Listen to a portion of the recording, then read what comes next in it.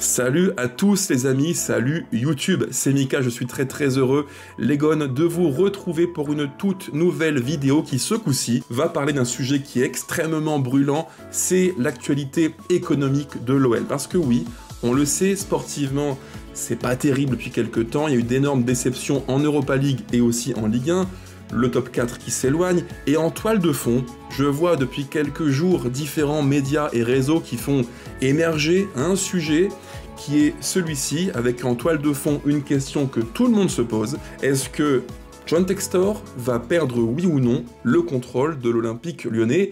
Et en d'autres termes, est-ce que Ares Management, ce fonds d'investissement qui a prêté plus de 400 millions à Eagle Football Holding et Textor pour acheter il y a 2 ans l'OL, est-ce que Ares Management va mettre John Textor hors jeu et prendre les rênes de l'Olympique lyonnais? Vraie question, vrai sujet, et je pense que au vu des craintes des uns et des autres, au vu des questions que tout le monde me pose sur différents réseaux et en commentaire, j'ai voulu en faire une vidéo qui sera la plus pédagogique possible. Comme souvent, j'essaie d'être le plus simple, précis. À quoi doit-on s'attendre? Cause, conséquences et l'avenir. Avant de commencer, les gones, vous connaissez la musique. Si le contenu vous plaît, parce qu'il demande beaucoup d'investissement et de travail et de montage, pensez au petit pouce qui me fait tout le temps extrêmement plaisir. C'est le seul moyen de, entre guillemets, récompenser le travail fait sur la chaîne. Pensez à commenter, à me dire vos différents points de vue sur le sujet. Pensez enfin à vous abonner et activer la cloche si vraiment vous ne voulez rien manquer et si vraiment vous aimez le contenu du 11 lyonnais. Merci par avance à tous et toutes les amis et bon visionnage en espérant que ce contenu pourra vous aider à y voir plus clair dans la situation actuelle de l'OL et d'Eagle. Avant de rentrer dans le vif du sujet, je pense qu'il est important de faire un petit détour par le contexte parce que oui, c'est extrêmement important pour tout comprendre et mieux saisir où on en est aujourd'hui et pour quelles raisons. Il y a quelques semaines de ça, j'ai fait une vidéo sur la chaîne que j'ai appelée le plan de Textor et qui reprenait vraiment le plan A, le plan B de John Textor pour l'OL afin de désendetter en théorie Eagle Football Holding. Et dans cette vidéo, je vous expliquais que le plan A à l'époque était le SPAC qui devait logiquement apporter via une fusion afin de lever des fonds à peu près 150 millions de dollars, mais le plan A ayant échoué, John Textor s'est rabattu sur un plan B que j'ai largement évoqué en vidéo il y a maintenant quelques semaines de ça, c'est l'entrée en bourse sur les marchés financiers américains, la fameuse IPO sur le New York Stock Exchange. Ce plan B, à l'heure où je vous parle, donc début mai, il n'en est toujours rien. Dans le plan de sauvetage pour sauver le patient olympique lyonnais, John Textor et Eagle ont formulé un plan dans lequel il y a 3-4 grandes mesures, parmi lesquelles maintenant vous les connaissez comme moi, l'IPO, toujours rien, la vente de Crystal Palace, toujours rien, et notamment une qualification en Coupe d'Europe pour l'an prochain et passer sereinement la DNCG. À l'heure où on se parle, il n'y a aucune de ces mesures qui n'est remplie. Donc les questions ont émergé. Et je rappelle que, ça c'est un point qui est extrêmement important, quand John Textor, et ça c'est le point de départ de l'analyse, quand Textor acquiert l'OL Group, l'ex-OL Group il y a maintenant 2 ans, il s'appuie sur un financement qu'a accordé le fonds d'investissement Ares Management pour environ 425 millions de dollars. Oui, Ares Management a prêté à Textor et Eagle Football Holding la bagatelle de 425 millions de dollars, somme extrêmement importante, et ce prêt de plusieurs centaines de millions d'euros qu'a octroyé Ares Management à Textor et Eagle Football Holding, évidemment, il faut le rembourser. C'est la clé du problème. Et je rappelle un point qui est extrêmement important, c'est que ce prêt accordé par Ares à Eagle, il est remboursable dans son ensemble tout d'un coup en décembre 2028. Ce qui veut dire que dans maintenant 3 ans et demi, Eagle devra payer tout d'un bloc à la fois le capital, le montant du prêt accordé par Ares à Eagle, plus l'ensemble des intérêts. John Textor et Eagle Football Holding ont engagé aujourd'hui un contre-la-montre, puisque plus le temps passe et plus le montant de la dette d'Eagle Football Holding envers Ares Management grossit tel un mammouth. Quand Ares Management prête à Eagle Football Holding 425 millions d'euros, il y a une contrepartie. Une contrepartie qui est décisive. Sur ce prêt, ont été adossés des actifs détenus par Eagle Football Holding. Pour faire simple, pour vulgariser encore plus, quand John Textor et Eagle Football Holding ont obtenu le crédit, le prêt d'Ares Management, il a fallu quasiment hypothéquer, mettre en gage, en couverture, des actifs détenus par Textor et Eagle Football Holding. Et là, logiquement, les amis, vous voyez où je veux en venir. Dans ces actifs qu'a dû gager John Textor, il y a notamment l'Olympique Lyonnais et le Parc OL. Ça, il faut le savoir. Donc il y a une question qui se pose, c'est si Textor fait défaut de paiement auprès d'Ares, si son niveau d'endettement auprès d'Ares est tellement asphyxiant et important qu'il ne parvient plus à payer ses dettes, que va-t-il se passer? Est-ce que oui ou non Ares va l'éjecter? Est-ce que oui ou non John Textor sera mis hors jeu par Ares Management?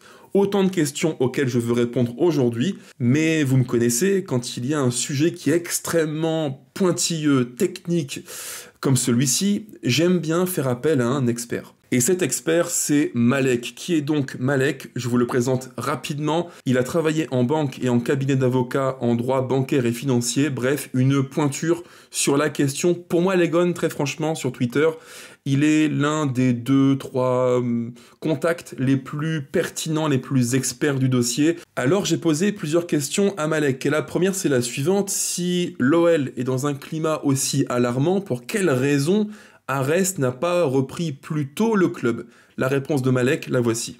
Le fonds, n'a pas vocation à gérer le club. Il a plutôt vocation à superviser cela via Mark Hoffelter dans les boards, et il va simplement, pour protéger ses intérêts, surveiller la valeur de couverture des gages. Mais en tant que prêteur, vous êtes un peu loin, vous n'êtes pas dans l'actionnariat, vous ne prenez pas de décision. Et il faut le rappeler, cela c'est très important. Donc vous allez sonder via votre personne qui supervise, voir la stratégie, mais vous n'allez pas prendre les décisions, vous n'allez pas avoir un impact direct, une influence peut-être, mais pas un impact. Et il faut le rappeler, les clauses contractuelles, des pledges, des gages, protègent le prêteur. Les clauses contractuelles, peut-être aujourd'hui, protègent encore John Textor, peut-être qu'elles lui permettent de ne pas avoir les gages exécutés. Donc, toutes ces situations, tous ces éléments font que peut-être Ares ne s'est pas mis en quête d'exécuter ses gages et de reprendre le contrôle sur les actions des clubs et donc les clubs. Deuxième question qui me paraissait intéressante, Malek, dis-moi quelles sont les conditions qui permettraient à Ares de mettre hors jeu Textor, donc de prendre le contrôle de l'Olympique Lyonnais. La condition, elle est très simple et elle est basique, c'est l'exécution des gages. Aujourd'hui, ousté John Textor, ça passe principalement par cela. J'ai vu certains qui parlaient peut-être de réinvestir de l'argent via des actions, via un apport en capital en haut dans la holding Eagle. Pour moi, il est très peu probable, on reste dans une stratégie dette, très peu probable demain de voir Ares rapporter encore de l'argent supplémentaire, ça sera encore s'exposer, puisqu'il y a déjà 425 millions qui sont en péril. Ça serait très difficile, il faut le dire. Pas inimaginable, mais ce serait un gros risque pris par Ares. Les gages, ce sont en fait c'est simplement donner des actions en échange d'argent. C'est tout simplement le prêt sur gage. Donc on donne une valeur à ces actions et en échange on vous prête de l'argent. Et la valeur de ces actions s'appelle valeur de couverture parce qu'elle couvre votre prêt. Donc on peut imaginer que toutes les actions OL, Palace valent plus que 425 millions d'euros. C'est ce qu'on peut légitimement penser en tout cas. Et l'important pour le prêteur et pour tout le monde, c'est de suivre cette valeur de couverture, puisque les pledges, les gages, incluent des dispositions qui disent que si on passe en dessous de ce seuil de valeur de couverture, alors on peut exécuter les gages. C'est automatique, le prêteur peut le faire. Donc c'est le critère particulier. Et une fois qu'on exécute les gages, on reprend contrôle des actions. On le fait simplement avec un levier juridique qui est très, très simple. C'est une notice, c'est une lettre à envoyer au prêteur en disant « je prends tes actions » et le prêteur s'engage à envoyer tous les documents justifiant des actions et de la propriété des actions. Donc ça se fait très facilement. Et une fois qu'on a le contrôle des actions, on a le contrôle des clubs. Donc on récupère les parts de Palace. Donc là, on est dans une position minoritaire, mais on récupère toute la majorité de l'Olympique Lyonnais, de Molenbeek et de Botafogo. Et là, on fait ce qu'on veut. J'ai envie de dire, puisque forcément John Textor est au board au conseil d'administration des clubs, et là on a la force de pouvoir voter en faveur de sa révocation. Troisième question que tout le monde se pose, j'imagine, peut-être la plus la plus intrigante de toutes. Malek, qu'est-ce qu'il se passerait concrètement si Ares Management devait prendre le contrôle de l'OL?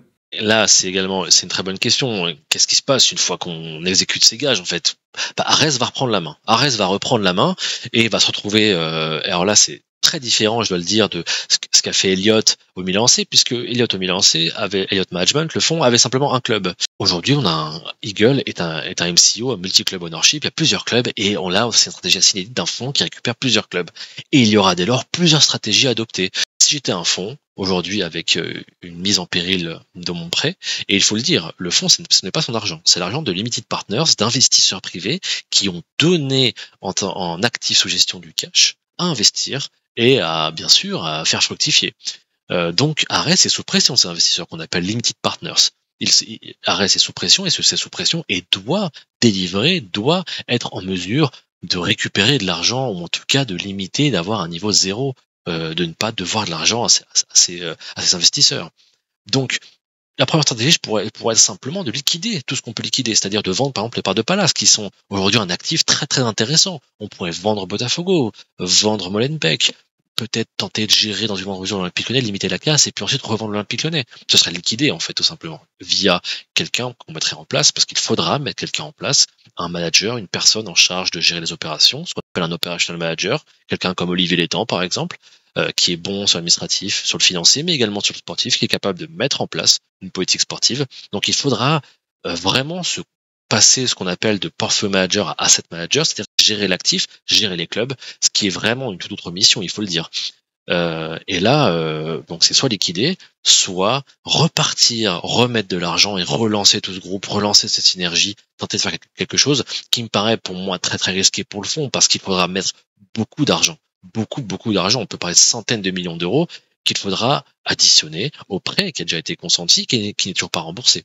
Donc là, j'ai envie de dire, et je vais le dire un peu sèchement, vous avez une stratégie très froide qui est liquider les assets, qui est de faire tout ce qu'on peut pour récupérer son argent, ou alors tenter dans une chose plus long terme de relancer la machine et in fine de faire de l'argent et de se rétribuer sur cette activité, voilà. Mais c'est très très risqué, il faut le dire, et liquider paraît beaucoup plus froid, un calcul beaucoup plus aussi légitime pour un fonds qui est, je le rappelle, sous pression de ses investisseurs, ses limited partners. Et enfin, pour finir, Malek, une question qui revient souvent dans les différents réseaux comme Twitter que j'ai pu lire à de multiples reprises. Est-ce qu'on peut envisager un monde dans lequel Ares Management déciderait de vendre le parc OL? Alors le stade, c'est vraiment la vieille rengaine, c'est le serpent de mer, c'est vrai que c'est un actif très important pour le club. Je pense que c'est vraiment inédit pour un club d'avoir un stade aussi beau, d'avoir l'Arena malheureusement qui est parti, et je dois dire j'avais beaucoup regretté sa vente. Jean-Michel Aulas s'en est léché les babines, je pense. Donc le stade, il faut le dire, et je vais le dire, on parle des créances qui sont engagées, mais j'ai relu le document universel et en fait on a la preuve qu'il est hypothéqué dans ce document universel. Le stade est hypothéqué. Donc à partir du moment où il est hypothéqué, qu'est-ce que vous pouvez faire dessus? Vous ne pouvez pas le vendre. Les hypothèques sont des gages, sont des sûretés, pardon, pas des gages, mais des sûretés qu'on donne à un prêteur pour l'assurer que en cas de non-paiement d'une traite, il peut disposer du stade et dès lors le revendre, récupérer un peu d'argent. Alors le revendre à qui? Ça c'est une très bonne question. Ça peut être à une municipalité, ça peut être à Jean-Michel Aulas si je fais une mauvaise blague ou une bonne blague, puisque après tout c'est son bébé, c'est un très beau bébé, il faut le dire. Mais le prêteur peut en disposer une fois que l'hypothèque est exécutée, peut en disposer librement. Donc aujourd'hui, le vendre, c'est totalement désuet. Et comment on va faire de l'argent si demain ils vont faire de l'argent? Je vais le dire aussi sèchement, c'est le trading de joueurs. Les droits télé aujourd'hui, il y a une vraie crise des droits télé qui fait qu'il y a une vraie incertitude sur les revenus de droits télé qu'on va avoir dans le futur, et qui vont aller à la baisse, en tout cas qui vont vers la baisse, en espérant que Canal+ revienne peut-être. Mais Canal+ négociera serré, ça on le sait, et on peut espérer un peu de revenus de billetterie également à côté, mais le nerf de la guerre, ça va être le trading de joueurs. Il va falloir avoir un trading très très efficace. On ne parle pas d'acheter des joueurs 15 millions et de les revendre 30. On parle d'acheter des joueurs à très bas coût, moins de 10 millions, et les revendre à plus de 40, 50, 60 millions, même plus si possible, pour récupérer de l'argent très très rapidement. Et d'ailleurs, je pense qu'il faudrait et qu'il serait judicieux de faire cela avant la DNCG déjà, parce qu'aujourd'hui on est dans une situation assez critique où il faut rapidement générer de l'argent, rapidement générer du cash pour financer l'Olympique Lyonnais, mais malheureusement il faut le dire, financer également les activités d'Eagle et ne pas se mettre en porte-à-faux s'il faut rembourser au niveau du club, au niveau de l'OL, mais également au niveau d'Eagle, des traites aux différents prêteurs. Donc, je le rappelle, le stade est hypothéqué, on ne peut rien en faire, et en tout cas on ne peut pas le vendre, et simplement la chose la plus importante à faire aujourd'hui avec ce stade, c'est avoir des revenus de billetterie.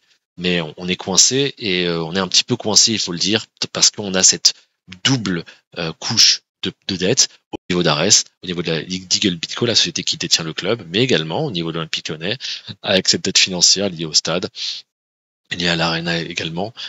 Donc on est dans une situation, je le répète, très particulière, bien loin de ce qu'ont connu Elliott Management, ou encore Lille, ou d'autres fonds comme l'Inter avec Oaktree. Voilà en résumé, les Gones, ce qu'il faut retenir de la situation. Alors oui, c'est compliqué. Oui, l'OL et par extension Eagle ont une situation économique, financière qui est très difficile, c'est vrai. Et oui, il y a un monde dans lequel on peut imaginer une prise de contrôle, pourquoi pas. D'ici les prochains temps de Ares Management, c'est pas un monde qui est à exclure, c'est possible, c'est envisageable. On n'y est pas encore, évidemment, il reste quelques moyens d'action pour Eagle et Textor, et ce que nous réservera la suite, malheureusement, difficile à prédire. Si la vidéo vous a plu, pensez au petit pouce qui fait extrêmement plaisir, et abonnez-vous les amis. On se retrouve très vite pour du prochain contenu sur la chaîne, le 11 lyonnais. Ciao ciao, allez l'OL, toujours parce qu'il faut du courage pour nous, supporters du club. Ciao ciao.